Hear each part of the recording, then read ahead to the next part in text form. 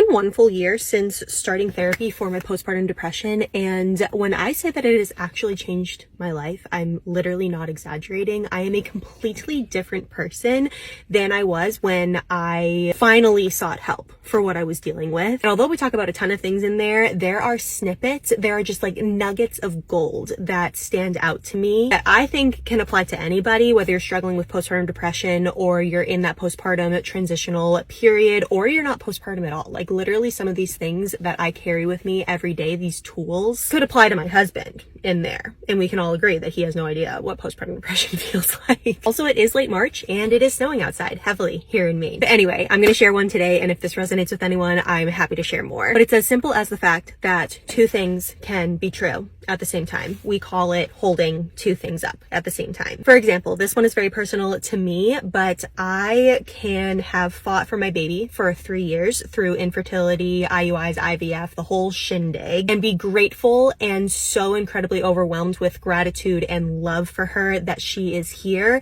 and also be feeling these depressed feelings. And neither one of those things cancels each other out. That one was a huge one for me to struggle with. I didn't understand how they could exist at the same time, and I felt so much guilt for those conflicting feelings and for having any negative emotion at all when I have this also really positive emotion. It was very confusing, but just the simple allowance of myself to hold both of them up at the same time and that they can exist at the same time was a huge pressure reliever for me. And I think that can go with anything. You can be so grateful for your current circumstances, whatever they are, and you can also be struggling with something on the side, and both can be true and both can be so valid and both can be actually realistically happening at the same time. Not a literal plow coming behind me just as I'm trying to get into my heartfelt point.